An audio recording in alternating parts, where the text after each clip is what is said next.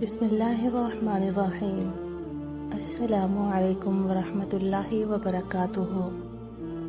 حضرت شعبی رحمۃ اللہ علیہ کہتے ہیں، ایک آدمی نے آ کر حضرت عمر بن خطاب رضی اللہ عنہ کی خدمت میں عرض کیا کہ میری ایک بیٹی تھی جسے میں نے زمانہ جاہلیت میں ایک دفعہ تو زندہ قبر میں دفن کر دیا تھا، لیکن پھر مرنے سے پہلے اسے باہر نکال لیا تھا۔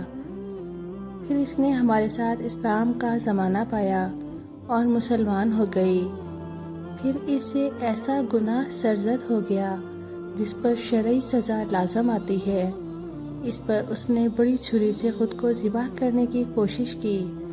ہم لوگ موقع پر پہنچ گئے اور اسے بچا لیا، لیکن اس کے گلے کی کچھ رگیں کٹ گئی تھیں۔ پھر ہم نے اس کا علاج کیا اور وہ ٹھیک ہو گئی۔ اس کے بعد اس نے توبہ کی اور اس کی دینی حالت بہت اچھی ہو گئی۔ اب ایک قوم کے لوگ اس کی شادی کا پیغام دے رہے ہیں، انہیں اس کی ساری بات بتا دوں؟ حضرت عمر نے کہا، اللہ نے تو اس کا عیب چھپایا تھا، تم اسے ظاہر کرنا چاہتے ہو؟ اللہ کی قسم، اگر تم نے کسی کو اس لڑکی کی کوئی بھی بات بتائی تو میں تمہیں ایسی سزا دوں گا جس سے تمام شہریوں کو عبرت ہوگی، بلکہ اس کی شادی اس طرح کرو جس طرح ایک پاک دامن مسلمان عورت کی جاتی ہے۔ حضرت شعبی رحمۃ اللہ علیہ کہتے ہیں، ایک عورت نے آ کر حضرت عمر رضی اللہ عنہ کی خدمت میں کہا، اے امیر المومنین، مجھے ایک بچہ ملا اور اس کے ساتھ ایک مصری سفید کپڑا ملا جس میں 100 دینار تھے۔ میں نے دونوں کو اٹھا لیا اور گھر لے آئی اور اس بچے کے لیے دودھ پلانے والی عورت کا اجرت پر انتظام کیا۔ اب میرے پاس 4 عورتیں آتی ہیں اور وہ چاروں اسے چومتی ہیں۔ مجھے پتہ نہیں چلتا کہ ان چاروں میں سے کون اس بچے کی ماں ہے۔ حضرت عمر نے فرمایا، اب جب وہ عورتیں آئیں تو مجھے اطلاع کر دینا۔ وہ عورتیں آئیں۔ اس عورت نے حضرت عمر کو اطلاع کر دی۔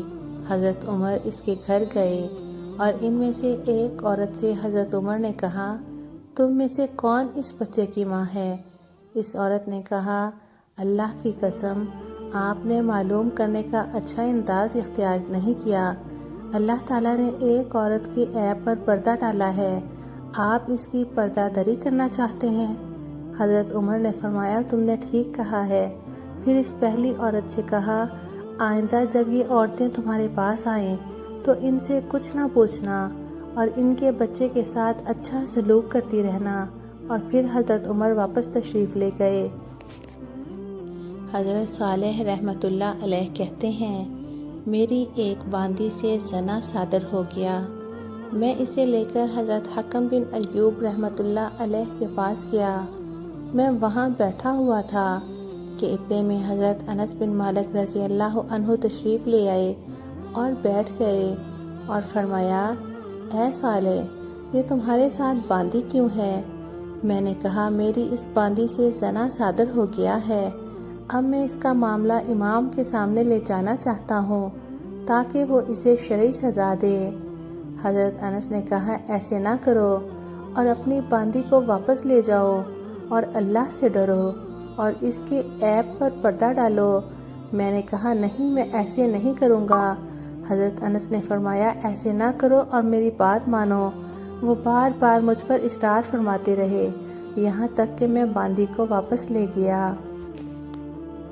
حضرت عقبہ بن عامر رضی اللہ عنہ کے منشی حضرت دخین ابو الہیثم رحمۃ اللہ علیہ کہتے ہیں، میں نے حضرت عقبہ بن عامر رضی اللہ عنہ سے کہا، ہمارے چند پڑوسی شراب پیتے ہیں، میں ان کے لیے پولیس کو بلانا چاہتا ہوں تاکہ وہ ان کو پکڑ لے۔ حضرت عقبہ نے کہا، ایسے نہ کرو، بلکہ ان کو وعظ و نصیحت کرو اور ان کو ڈراؤ۔ میں نے کہا، میں نے انہیں روکا تھا لیکن وہ رکے نہیں، اس لیے تو میں اب ان کے لیے پولیس کو بلانا چاہتا ہوں تاکہ وہ ان کو پکڑ لیں۔